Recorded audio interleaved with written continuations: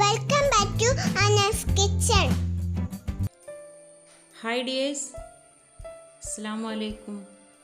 ഇന്നത്തെ റെസിപ്പി നമുക്ക് മക്രോണിയും പാലും ഒക്കെ വീട്ടിലുണ്ടെങ്കിൽ വളരെ കുറഞ്ഞ ചേരുവകൾ വെച്ചിട്ട് തയ്യാറാക്കി എടുക്കാൻ പറ്റിയിട്ടുള്ള നല്ല ടേസ്റ്റി ആയിട്ടുള്ള പായസത്തിൻ്റെ റെസിപ്പിയാണ് കേട്ടോ. നമ്മുടെ മക്കളൊക്കെ പെട്ടെന്നൊക്കെ ഒരു പായസം വേണമെന്ന് പറയുന്ന സമയത്ത് വളരെ എളുപ്പത്തിൽ തയ്യാറാക്കി എടുക്കാൻ പറ്റിയിട്ടുള്ള ഈ ഒരു പായസത്തിന് പാലട പായസമൊക്കെ കുടിക്കുന്ന ആ ഒരു ടേസ്റ്റും ആയിരിക്കും കേട്ടോ. അപ്പോൾ നമുക്ക് നേരെ വീഡിയോയിലേക്ക് കടക്കാം. അപ്പോൾ നമുക്ക് ഈ ഒരു പായസം ഉണ്ടാക്കിയെടുക്കാൻ വേണ്ടിയിട്ട് ഞാനിപ്പോൾ ഒരു കപ്പ് മക്രോണിയാണ് എടുത്തിട്ടുള്ളത്. പിന്നെ നമുക്ക് പല വലുപ്പത്തിലും പല സൈസിലുള്ള മക്രോണിയൊക്കെ കടകളിൽ നിന്ന് വാങ്ങിക്കാനും കിട്ടും.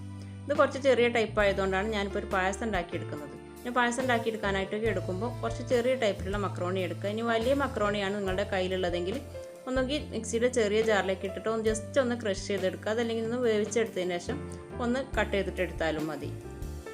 പിന്നെ പായസമൊക്കെ ആകുമ്പോൾ ഒന്നുകിൽ ചെറിയ മക്രോണി തന്നെ നോക്കിയിട്ട് എടുക്കുക. അതല്ലെങ്കിൽ നമുക്ക് ഇതേപോലെ കട്ട് ചെയ്തിട്ട് അങ്ങനെയൊക്കെ ചേർത്ത് കൊടുത്താലും മതി. എങ്ങനെ ചെയ്തെടുത്താലും പായസം കഴിക്കാനായിട്ട് നല്ല ടേസ്റ്റ് തന്നെ ആയിരിക്കും. പിന്നെ നമുക്ക് ഈ ഒരളവ് വെച്ചിട്ട് പായസം ഉണ്ടാക്കി എടുക്കുകയാണെങ്കിൽ ഒരു 6 പേർക്ക് കഴിക്കാനായിട്ടുള്ള പായസം ഉണ്ടാക്കിയിട്ട് എടുക്കാനും പറ്റും. അപ്പോൾ ഇനി മക്രോണി ഒന്ന് വേവിച്ചെടുക്കാനും വേണ്ടിയിട്ട് ഞാനിപ്പോൾ ഇവിടെ കുറച്ച് വെള്ളം അടുപ്പിലേക്ക് വെച്ചിട്ടുണ്ട്. ഈ വെള്ളത്തിലേക്ക് നമുക്ക് ഒരു 1.5 ടേബിൾ സ്പൂൺ ഓയിലും കൂടെ ഒഴിച്ച് കൊടുക്കാം. ഈ മക്രോണി വെന്ത് വരുമ്പോൾ തമ്മിൽ ഒട്ടിപ്പിടിക്കാതിരിക്കാനും വേണ്ടിയിട്ടാണ് നമ്മൾ ഈ വെള്ളത്തിലേക്ക് ഓയിൽ ചേർത്ത് കൊടുത്തിട്ടുള്ളത്. ഇങ്ങനെ ഈ വെള്ളമൊക്കെ തിളച്ച് വരുമ്പോൾ നമുക്ക് മക്രോണി ജസ്റ്റ് ഒന്ന് കഴുകി എടുത്തതിന് ശേഷം വെള്ളത്തിലേക്ക് ചേർത്ത് കൊടുക്കാം. എന്നിട്ട് നല്ലപോലെ ഒന്ന് വേവിച്ചെടുക്കാം. അപ്പോൾ നന്നായിട്ടൊന്ന് ഇളക്കി കൊടുത്തതിന് ശേഷം ലോ ഫ്ലെയിമിൽ വെച്ചിട്ട് നല്ലതുപോലെ തിളപ്പിച്ചിട്ട് വേവിച്ചെടുത്താൽ മതി. അതുകൊണ്ട് ഓരോരുത്തരുടെയും കയ്യിലുള്ള മക്രോണിയുടെ വേവിനനുസരിച്ചിട്ട് മക്രോണി വേവിച്ചെടുത്താൽ മതി. അപ്പോൾ മക്രോണി വെന്തിട്ടുണ്ടോ എന്ന് അറിയാനായിട്ട് നമുക്കൊരു മക്രോണി എടുത്തിട്ട് ഇതേപോലെ നുള്ളി നോക്കിയാൽ മതി. അപ്പോൾ മക്രോണി പൊട്ടിപ്പോരുന്നുണ്ടെങ്കിൽ നമുക്ക് മക്രോണി മറ്റൊരു അരിപ്പയിലേക്ക് ഒഴിച്ചിട്ട് വെള്ളമൊക്കെ ഒന്ന് വാർത്തെടുക്കാം.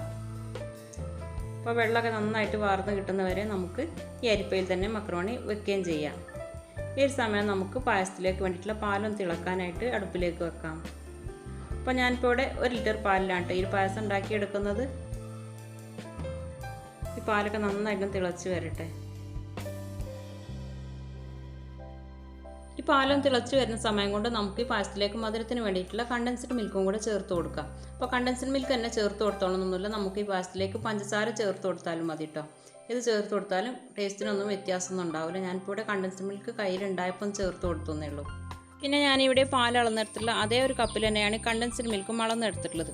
ആ ഒരു കളറാണ് കണ്ടൻസ്ഡ് മിൽക്ക് വെള്ള കളറായിട്ട് കാണുന്നത്. അപ്പോൾ 1/2 കപ്പിലും കുറച്ച് കൂടുതലായിട്ട് തന്നെ ഞാനിവിടെ കണ്ടൻസ്ഡ് മിൽക്ക് ചേർത്ത് കൊടുത്തിട്ടുണ്ട്. അപ്പോൾ പഞ്ചസാരയാണ് ചേർത്ത് കൊടുക്കുന്നതെങ്കിൽ 1 കപ്പ് പഞ്ചസാര തന്നെ ചേർത്ത് കൊടുക്കുകയും വേണ്ടി വരും. എന്നിട്ട് നന്നായിട്ടൊന്ന് ഇളക്കി കൊടുത്തിട്ട് നല്ലപോലെ തിളപ്പിച്ചെടുക്കാം. കണ്ടൻസ്ഡ് മിൽക്കൊക്കെ ചേർത്ത് കൊടുത്തിട്ട് പാൽ നല്ലപോലെ ഇളക്കി കൊടുത്തോണ്ട് തിളപ്പിച്ചെടുത്താൽ മതി. അല്ലെങ്കിൽ പാൽ പെട്ടെന്ന് തന്നെ അടിക്കൊക്കെ പിടിച്ചിട്ട് പായസത്തിൻ്റെ ടേസ്റ്റ് തന്നെ മാറിപ്പോകും. ഇതിലേക്ക് നമുക്കൊരു ഫ്ലേവറിന് വേണ്ടിയിട്ട് 1/2 ടീസ്പൂൺ ഏലക്കാപ്പൊടിയും പിന്നെ ഈ പായസത്തിൻ്റെ മധുരം ഒന്ന് ബാലൻസ് ചെയ്യാൻ വേണ്ടിയിട്ട് ഒരു നുള്ളു ഉപ്പും കൂടെ ചേർത്ത് കൊടുക്കാം. പിന്നെ ഈ ഉപ്പ് ചേർത്ത് കൊടുക്കുന്നത് മക്രോണി വേവിച്ചെടുക്കുന്ന സമയത്ത് മക്രോണിയിലേക്ക് ചേർത്ത് കൊടുത്താലും മതിയാവും കേട്ടോ.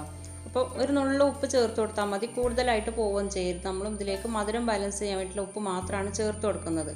അപ്പോൾ ഈ പാലൊക്കെ നല്ലതുപോലെ തിളച്ച് എല്ലാം തന്നെ നല്ലപോലെ മിക്സായി വന്നിട്ടുണ്ട് കേട്ടോ. ഈ ഒരു സമയം നമുക്ക് ഇതിലേക്ക് നമ്മൾ വേവിച്ചെടുത്ത് വെച്ചിട്ടുള്ള മക്രോണി ചേർത്തിട്ട് നല്ലതുപോലെ ഒന്ന് മിക്സ് ചെയ്തെടുക്കാം. അപ്പോൾ മക്രോണി ചേർത്ത് കൊടുത്തിട്ട് ലോ ഫ്ലെയിമിൽ തന്നെ വെച്ചിട്ട് നമുക്ക് ഒരു 5 മിനിറ്റെങ്കിലും പാലും മക്രോണിയും കൂടി നല്ലതുപോലെ തിളപ്പിച്ച് നല്ലപോലെ മിക്സ് ചെയ്തെടുക്കാം. പായസം അടച്ച് വെച്ച് 3-4 മിനിറ്റ് കുറഞ്ഞ തീയിൽ തിളപ്പിച്ചെടുത്താൽ മതി. അപ്പോഴേക്കും നമ്മുടെ മക്രോണി പായസം റെഡി. ഇനി പായസം വറവിട്ടെടുക്കാനും വേണ്ടിയിട്ട് വേറൊരു പാനിലേക്ക് കുറച്ച് നെയ്യ് ഒഴിച്ച് കൊടുക്കാം. എന്നിട്ട് ഇതിലേക്ക് കുറച്ച് അണ്ടിപ്പരിപ്പും കുറച്ച് ഉണക്കമുന്തിരിയും ചേർത്ത് നല്ലതുപോലെ ഒന്ന് മൂപ്പിച്ചെടുത്തിട്ട് നമുക്ക് ഈ പായസത്തിലേക്ക് ചേർത്ത് കൊടുക്കാം.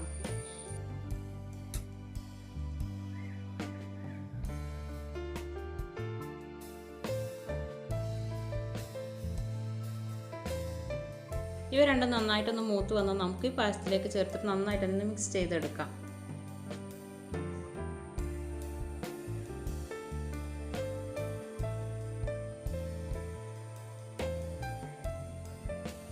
ഇനി ഈ പായസം ഒരു 15-20 മിനിറ്റെങ്കിലും റെസ്റ്റ് ചെയ്യാൻ വെച്ചതിന് ശേഷം നമുക്ക് സെർവ് ചെയ്യാം. അപ്പോഴേക്കും പായസം നന്നായിട്ട് തണുത്ത് ഒന്ന് കുറുകി സെറ്റായിട്ടൊക്കെ വന്നിട്ടുണ്ടാവും. അങ്ങനെ കുടിക്കുമ്പോഴായിരിക്കും ഏത് പായസമായാലും കൂടുതൽ ടേസ്റ്റിലുള്ള കുടിക്കാനായിട്ടും പറ്റുക. അപ്പോൾ ഈ ഒരു വീഡിയോ കണ്ട് ഇഷ്ടമായിട്ടുണ്ടെങ്കിൽ എന്തായാലും മക്രോണി കയ്യിലുണ്ടാകുന്ന സമയത്ത് ഈ ഒരു പായസം ഇതുപോലെ തന്നെ ഒന്ന് തയ്യാറാക്കി നോക്കൂട്ടോ. വളരെ എളുപ്പമാണ്, നല്ല ടേസ്റ്റും ആയിരിക്കും. അപ്പോൾ വീഡിയോ കണ്ട് ഇഷ്ടമായിട്ടുണ്ടെങ്കിൽ പിന്നെ ലൈക്ക് ചെയ്യുക, അതേപോലെ തന്നെ ഫ്രണ്ട്സ് ആൻഡ് റിലേറ്റീവ്സിനൊക്കെ ഒന്ന് ഷെയർ ചെയ്യുകയും ചെയ്യുക. പിന്നെ ഇനിയും ആരെങ്കിലും ഒക്കെ നമ്മുടെ ഒരു ചാനൽ സബ്സ്ക്രൈബ് ചെയ്യാതെ വീഡിയോസൊക്കെ കാണുന്നവരുണ്ടെങ്കിൽ പ്ലീസ് ഒന്ന് സബ്സ്ക്രൈബ് ചെയ്ത് സപ്പോർട്ട് ചെയ്യുകയും ചെയ്യാം. അപ്പോൾ ഓക്കെ, ഇൻഷാല്ലാ നമുക്ക് അടുത്ത മറ്റൊരു നല്ല റെസിപ്പിയുമായിട്ട് കാണും വരെ ടേക്ക് കെയർ, ബൈ. അസ്സലാമു അലൈക്കും.